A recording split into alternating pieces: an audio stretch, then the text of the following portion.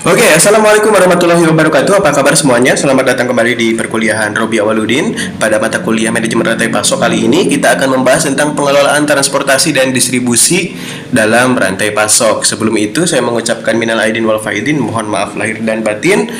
Selamat menunaikan ibadah puasa sunnah ya. Oke, bagi umat muslim mahasiswa saya. Oke, kita akan langsung ke pertemuan setelah UTS, yaitu tentang pengelolaan transportasi dan distribusi. Nah, bagi teman-teman yang sudah mengambil mata kuliah ini merupakan konsentrasi dari mata kuliah manajemen operasional, di mana manajemen distribusi memungkinkan perusahaan menciptakan kecepatan waktu kirim serta efisiensi yang tinggi dalam jaringan distribusinya. Nah, jaringan distribusi kan ada macam-macam nih. Di sini kita sudah bahas mungkin kemarin ya, dari supplier dibawa ke manufakturer, dibawa lagi ke distributor, dibawa lagi ke customer. Setiap bisnis dari mulai UMKM hingga ke bisnis besar ya, bisnis yang kompleks, kemudian hingga ke industri strategis, itu memiliki jaringan yang berbeda-beda. Nah, salah satu kekuatan kunci dalam bisnis saat ini, terutama di era disrupsi, di era digital, adalah kecepatan gitu ya. Banyak banget mungkin teman-teman merasakan karena pengirimannya yang lambat ya.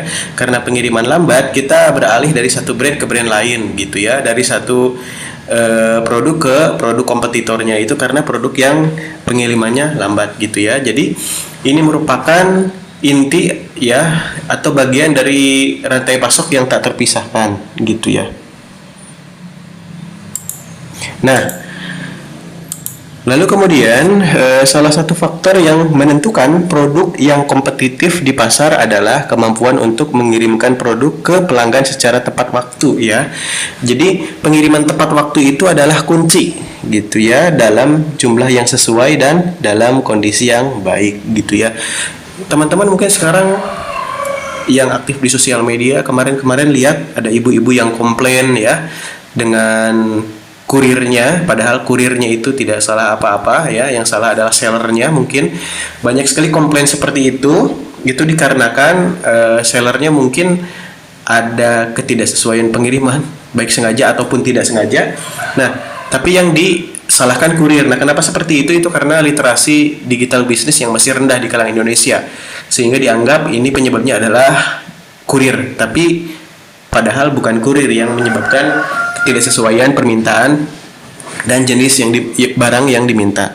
Nah, di sisi lain tepat waktu menjadi kunci ya, karena dulu mungkin ada pos. Sekarang pos sudah banyak kompetitornya. Kenapa sudah tidak banyak yang pakai lagi? Karena mungkin lama gitu ya, dan alasan-alasan lainnya. Kemudian kemampuan untuk mengelola jaringan distribusi merupakan komponen yang penting bagi dunia industri. Dan dalam sistem logistik, transportasi berperan dalam perencanaan gitu ya, penjadwalan dan pengendalian aktivitas dalam kaitannya dengan moda, vendor, dan pemindahan persediaan masuk dan keluar suatu organisasi. Adalah barcoding ya. Barcoding ini teknologi yang kalau teman-teman tahu dari mana sekarang barangnya sedang di agen, sedang di perjalanan, itu karena barang teman-teman itu di-scan dulu barcode-nya oleh vendor pengiriman gitu ya. Jadi misalkan barang masuk dari Jakarta Hub ke Bandung Hub.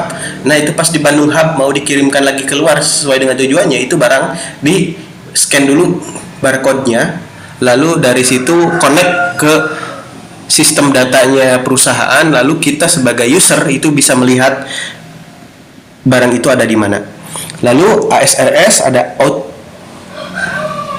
Automatic Storage and Retrieval System umum digunakan, dan yang terakhir yang paling canggih itu ada Radio Frequency Identified ya. RFID ini di Indonesia masih belum diterapkan secara optimal.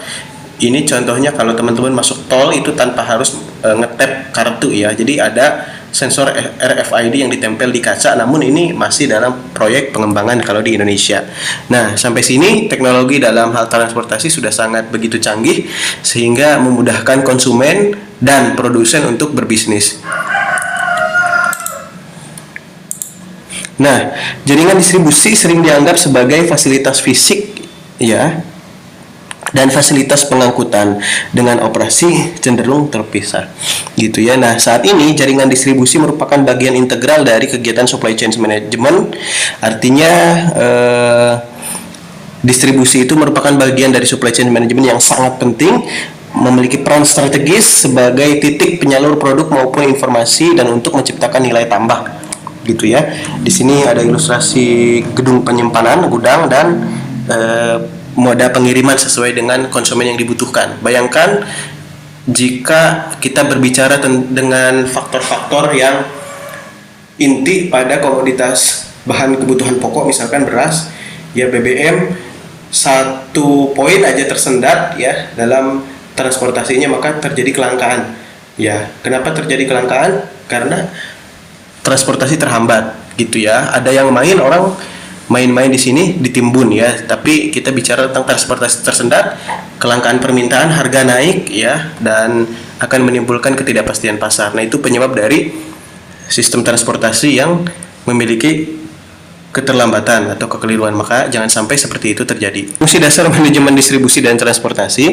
Yang pertama, fungsi distribusi dan transportasi pada dasarnya adalah menghantarkan produk dari lokasi ini, dari manufaktur, dari pabrik gitu ya, dari owner, dari seller, di mana produk tersebut diproduksi sampai di mana mereka akan digunakan gitu. Nah, pada prinsipnya fungsi ini bertujuan untuk menciptakan pelayanan yang tinggi ke pelanggan yang bisa dilihat dari yang pertama, service level yang dicapai ya. Lalu kemudian ada kecepatan pengiriman. Nah, sekarang perusahaan logistik sedang berlomba-lomba untuk mempercepat proses pengirimannya. Lalu kemudian dari sisi produsen juga sama, sedang mengefisienkan, apakah harus nyewa pihak ketiga ataukah membuat divisi logistik sendiri. Lalu yang ketiga, kesempurnaan barang sampai ke tangan pelanggan. Di era digital ini sangat penting karena the power of netizen, itu barang rusak sedikit aja rating jadi turun gitu ya. Maka dari itu kesempurnaan packaging ya, terus kemudian kesempurnaan dalam proses pengirimannya itu sangat penting, hingga produk itu harus sesuai dengan apa yang diminta konsumen, sempurna dengan yang digambarkan dalam display iklan gitu ya. Yang terakhir, pelayanan purna jual yang memuaskan. Nah, jadi pelayanan purna jual yang memuaskan itu adalah bagian tak terpisahkan dari pelayanan pengiriman atau logistik transportasi. Kalau teman-teman beli dari official shop-nya JDID, itu misalkan beli elektronik yang harganya 10 juta, itu biasanya sudah diinkludkan dengan asuransi all risk gadget ya. Misalkan cuman 100.000, barang teman-teman bisa di cover asuransinya, ganti unit baru selama 1 tahun. Atau purna jual juga ketika kita membeli suatu produk tertentu, HP atau dan lainnya, di satu marketplace ternyata nggak sesuai, itu kan tinggal diajukan aja pengembalian ya, bukan marahin kurirnya gitu ya, tapi ajukan pengiriman pengembalian sesuai dengan prosedur yang diminta melalui marketplace-nya. Nah, layanan purna jual ini juga sangat penting gitu ya. Kalau teman-teman mau beli tapi nggak ada servis purna jualnya, maka ambil saja brand yang lain yang layanan purna jualnya itu terpercaya, dilihat dari review dan rating dari pelanggan lain. Mencakup aktivitas fisik dan non-fisik. Aktivitas fisik menyimpan dan mengirimkan produk, udah jelas ya. Distribusi itu disimpan dulu barangnya, disimpan di gudang, didistribusikan ke konsumen. Aktivitas non fisik yaitu pengelolaan informasi dan pelayanan kepada pelanggan ya. Aktivitas pengelolaan informasi itu tadi ya, mengelola barcode, scanner, sistem dalam satu manajerial logistik yang baik ya, yang canggih ya. Lalu kemudian pelayanan kepada pelanggan itu termasuk tadi ya, kelayanan purna jual, itu adalah aktivitas non fisik. Nah, fungsi dasar manajemen distribusi dan transportasi adalah manajemen transportasi pada umumnya memerlukan sejumlah fungsi dasar ya. Fungsi dasar yang pertama adalah melakukan segmentasi dan menentukan target service level. Ya, kalau kita ingin mengirim produk itu ke luar pulau, maka jangan pakai mobil minivan ya, tapi pakai mobil besar, pakai pesawat atau pakai jalur laut. Nah, itu yang dimaksud dengan melakukan segmentasi ya. Kalau misalkan kita sebagai produsen kertas mau mengirimkan produk yang pertama ke kawasan kantor di Jalan Sudirman dan ke pertokoan kertas di Bandung itu kan beda, yang satu mungkin pakai truk besar, yang satu pakai mobil gitu ya. Jadi melakukan segmentasi sesuai dengan customer itu penting agar efisien dan tidak boros dalam mengeluarkan biaya. Lalu yang kedua adalah menentukan mode transportasi yang akan digunakan. Tadi ya, jika customernya individu cukup pakai motor ya. Jika barangnya besar harus pakai mobil. Jika customer pesan banyak barang itu harus pakai mobil van ya. Jika customer grup segerombolan mesen produk yang banyak maka harus pakai mobil yang lebih besar lagi. Nah, melakukan konsolidasi informasi dan pengiriman. Nah, ini yang penting, jangan sampai customer pesan berapa pak yang dikirim berapa pak gitu ya. Lalu melakukan penjadwalan dan penentuan rute pengiriman. Nah, ini hal penting nih. Jadi kalau di perusahaan distribusi itu sudah ada sistemnya ya. Jadi sudah dianalisis kalau ngirim barang dari Jakarta sampai ke Kuningan itu pakai jalur mana yang paling efisien ya. Jadwalnya tiap hari apa. Kalau teman-teman suka ngirim barang, kalau JNE jadwal ngambilnya itu dari counter tiap jam 4 sore. Kalau JMT jam 12 siang dan jam 6 malam misalkan ya. Pemberian pelayanan nilai tambah misalkan memberikan bungkus atau packaging yang kuat, rapih, aman, menyimpan persediaan, yaitu pasti harus punya gudang, dan menangani pengembalian atau return. Itu merupakan fungsi dasar manajemen distribusi dan transportasi. Melakukan segmentasi dan menentukan target service level. Nah, kita akan bahas lebih rinci nih. Segmentasi pelanggan perlu dilakukan karena kontribusi mereka pada revenue perusahaan bisa sangat bervariasi dan karakteristik tiap pelanggan bisa sangat berbeda antara satu dengan lainnya. Nah, perbedaan karakteristik ya, kontribusi tiap pelanggan dan area distribusi itu akan mengoptimalkan alokasi persediaan dan kecepatan pelayanan. Makanya penting untuk menyegmentasi dan menyesuaikan dengan mode transportasi yang akan digunakan. Nah, manajemen transportasi menentukan mode apa yang akan digunakan dalam pengiriman produk-produk ke pelanggan. Ya, pilihan-pilihannya ada pesawat, ya, ada jalur laut, ya. Rata-rata kalau internasional menggunakan jalur laut, yang ini juga bisa memicu perang dunia kedua, ketiga, ya, rata-rata dari soal logistik, ya. Tiap mode transportasi memiliki karakteristik dan keunggulan serta kelemahan yang berbeda. Pesawat cepat tapi mahal, laut lama tapi banyak banget yang bisa diangkut, ya. Motor cepat ya, tapi sedikit gitu ya. Nah, kayak gitu silahkan dianalisis. Nah, contoh laut yang memiliki keunggulan dari segi biaya yang lebih rendah namun lebih lambat dibandingkan dengan transportasi udara. Nah, melakukan konsolidasi informasi dan pengiriman. Nah, tekanan untuk melakukan pengiriman cepat namun murah menjadi pendorong utama perlunya melakukan konsolidasi informasi maupun pengiriman. Nah, konsolidasi data permintaan dan berbagai regional distributor center oleh center warehouse untuk keperluan pembuatan jadwal pengiriman. Nah, kalau sistem seperti JNE, JNT dan pengusaha transportasi saat ini sudah canggih ya, mereka sudah punya data center. Mereka sudah punya data center untuk pengiriman produk. Ya, jadwalnya kapan, di mana, diantar pakai apa, lalu menyatukan permintaan beberapa toko atau retail yang berbeda dalam sebuah truk gitu ya. Nah, lalu selanjutnya adalah melakukan penjadwalan dan penentuan rute pengiriman, menentukan kapan sebuah truk harus berangkat ya.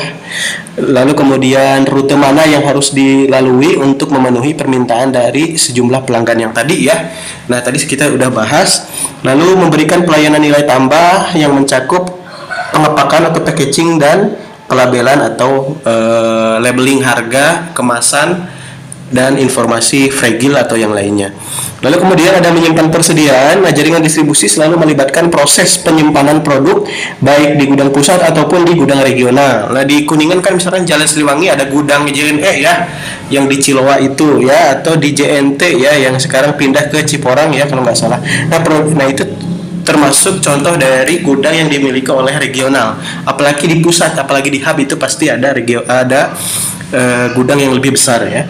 Nah, produk di gudang pusat ataupun di regional menangani pengembalian return. Manajemen distribusi punya tanggung jawab untuk melakukan kegiatan pengembalian produk, dan pengembalian produk itu bisa diambil dari hilir ke hulu dalam supply chain. Nah, pengembalian ini bisa karena produk rusak atau tidak terjual sampai batas waktu ya, seperti produk-produk makanan, sayur, dan sebagainya.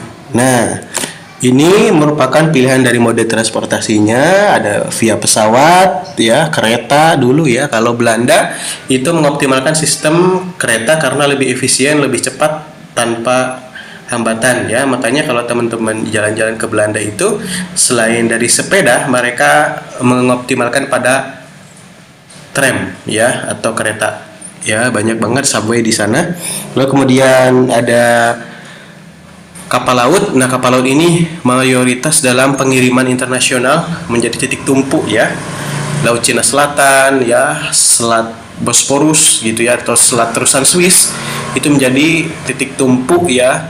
Jika kita mengambil pajak di Selat Malaka aja ya, sedikit pun akan menambah penghasilan secara signifikan terhadap pendapatan negara. Misalkan seperti itu. Lalu ada via truk. Nah, truk itu misalkan mobil ya untuk apapun itu pengirimannya. Nah, ini bisa teman-teman. Nah, ini silahkan teman-teman analisis jenis transportasi pengiriman sesuai dengan tujuannya dan konsumennya. Nah, mode transportasi, pemilihan mode transportasi merupakan permasalahan yang penting dalam sistem transportasi ya. Pemilihan mode transportasi dilakukan dengan mempertimbangkan antara lain pertama kondisi geografis. Ya, kondisi geografis itu artinya kondisi alam. Ya, alamnya seperti apa, gurun pasir, hutan yang akan kita tuju ya, ataupun lautan. Lalu kemudian ada kapasitas motor ya, kapasitas mobil, kapasitas satu tanker ya untuk minyak ya, kapasitas satu kontainer muat berapa feet, muat berapa volume, lalu kapasitas pesawat. Nah, itu harus dianalisis. Frekuensi itu artinya berapa kali pengiriman dalam satu hari, biaya atau harga ya. Biaya pengiriman lewat laut itu lebih murah dibandingkan dengan pesawat ya. Contohnya. Lalu kemudian ada availability atau ketersediaan ya, kualitas pelayanan dan reliability ya, waktu pengiriman, variabel dan reputasi. Yang ini yang harus dipikirkan dalam memilih mode transportasi. Lalu kemudian mode transportasi air transport ya. Air transport itu atau air kargo itu di Indonesia belum ada satu maskapai yang fokus ke air kargo ya, makanya menjadi mahal. Dan di dunia pun sama ya, hanya beberapa negara yang memiliki air kargo khusus pengiriman barang, dan DHL memiliki salah satunya ya. Air kargo ini terkesan mahal namun cepat, efektif ya. Lalu kemudian ada rail cargo atau rail transport management. Di Indonesia ada Kereta Api Indonesia Barang ya, atau KAI Kargo, yang ini juga lumayan kompetitif, harganya murah. Lalu ada truk, motor atau carrier ya, ini untuk hal yang lebih kecil spesifik. Ada water transport, pengiriman laut untuk keluar pulau, untuk internasional rata-rata menggunakan ini. Dan pipeline transport, pengiriman via pipa atau jalur-jalur yang tersegmentasi lebih spesifik. Nah, seperti itu ya, model transportasi. Supply chain management perlu memahami kelayakan, keunggulan, dan kelemahan tiap jenis alat transportasi dalam membuat keputusan atau pengiriman distribusi produk ya. Jadi sebelum kita memilih nih mau nyewa apa untuk pengiriman ke konsumen, kita harus bisa menganalisis kelemahan kelebihan. Lalu yang kedua adalah manajemen transport. Dibedakan antara pihak yang memiliki barang dan pihak yang melakukan pengiriman atau pihak ketiga ya, gitu. Nah, pemilik barang adalah shipper ya, dan pihak yang bertugas melakukan pengiriman adalah carrier gitu ya. Nah, istilah ini ya harusnya paham dong. Apalagi sekarang zamannya toko online marketplace ya, ada bahkan ada eBay, ada Alibaba, ya ada AliExpress, ada Amazon. Mungkin kita suka membeli barang dari luar negeri ya, ini merupakan istilah yang sangat familiar di telinga kita ya. Atau pembahasan kita kali ini adalah penting dalam bisnis rantai pasok, bahkan di bisnis internasional. Nah, beberapa dasar pertimbangan dalam mengevaluasi mode transportasi. Yang pertama dilihat dari sudut pengiriman atau carrier. Nah, hal-hal yang perlu dipertimbangkan adalah biaya-biaya. Pertama, biaya alat transportasinya. Nah, bisa berupa biaya beli atau sewa alat transportasi. Nah, ini kalau misalkan mau impor atau ekspor, ini krusial banget gitu ya. Jadi jangan sampai barang kitanya murah, ongkos kirim impor ekspornya yang mahal gitu. Nah, biaya operasional tetap dan biaya operasional variabel seperti biaya bahan bakar ya, dan biaya variabel lainnya. Dari sisi shipper ya atau perusahaan pemilik, barang, pertimbangannya adalah berbagai ongkos yang timbul pada supply chain, termasuk ongkos tambahan sebagai konsekuensi dari pemeliharaan mode transport, ya, biaya maintenance, lalu kemudian biaya persediaan, biaya loading, unloading, dan biaya fasilitas atau gudang. Ya, loading itu artinya memasuk dan unload itu artinya mengeluarkan. Tingkat service level yang diperoleh dan ketidakpastian waktu pengiriman juga harus diperhitungkan, dan perlu dicari trade off dalam menentukan mode transportasi yang akan dipilih. Trade off itu artinya memilih satu dibandingkan dengan yang lainnya memiliki keunggulan atau competitiveness apa, gitu ya. Nah, ini mode transportasi ya, masing-masing mode transport memiliki keunggulan dan kelemahan. Evaluasi umum berbagai mode transportasi. Nah, ini perlu teman-teman pahami, siapa tahu nanti akan ada di ujian blog ya. Di sini ada mode transport, truk, kereta, kapal, pesawat, dan paket ya. Volume yang bisa dikirim di truk sedang, kereta sangat banyak, kapal sangat banyak, pesawat banyak, dan paket sangat sedikit, sampai ke kecepatan. Ya, di sini ada indikator volume, fleksibilitas rute, kecepatan, dan biaya pengiriman. Silahkan dianalisis. Semua memiliki kelemahan dan kelebihannya masing-masing. Biaya sebagai sumbu Y dan sumbu X ada jarak, gitu ya. Dalam transportasi, pertimbangan ekonomis mencakup jarak, volume berat, kepadatan, ya, dan bentuk atau stowability. Nah, pertambahan jarak akan berakibat pertambahan biaya, gitu ya. Yang kedua, pertambahan jarak tidak berbanding lurus dengan pertambahan biaya. Nah, pertambahan biaya ini cenderung akan berkurang ketika jarak terus bertambah, gitu ya. Jadi di sini gitu ya. Jadi di sini tidak berbanding lurus artinya di sini ada kecenderungan kemiripan ya. Misalkan pengiriman dari Jakarta ke Surabaya dan ke Jember itu sama mirip karena jaraknya semakin jauh, penambahan biayanya itu nggak terlalu signifikan, bahkan bisa jadi sama gitu ya, karena efisien. Lalu pertimbangan ekonomi transportasi ya, ini kebalikan dari yang tadi. Di sini juga ada kurva ya, sumbu vertikal adalah biaya per kilo dan berat dalam sumbu horizontal.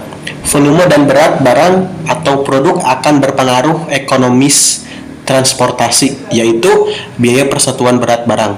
Nah, semakin berat barang, maka biaya persatuan berat barang akan cenderung semakin murah, gitu ya. Semakin besar volume barang, maka biaya persatuan berat barang akan cenderung semakin murah atau mahal? Mahal, ya, seperti itu. Karena efisien ya. Pertimbangan ekonomis transportasi, tingkat kepadatan dan kemudahan bentuk ya. Tingkat kemudahan bentuk juga mempengaruhi biaya transportasi. Semakin mudah penyusunan barang atau produk dalam mode transportasi, berarti semakin ekonomis. Karena barang dan produk tersebut akan semakin memaksimumkan penggunaan kapasitas moda dan ruang. Gitu ya. Di sini ada cost per kilo dan density. Ya, di sini ada cost per kilo dan desintai. Di sini ada cost per kilo dan kepadatan, gitu ya. Jadi semakin padat, biayanya semakin murah. Oke, selanjutnya adalah metode transportasi yang akan kita bahas minggu depan. Juga akan ada kuis. Jangan lupa untuk klik like dan subscribe. Jika kurang paham, silahkan diulangi video ini dan tulis pertanyaan di kolom komentar. Sampai jumpa minggu depan. Assalamualaikum warahmatullahi wabarakatuh.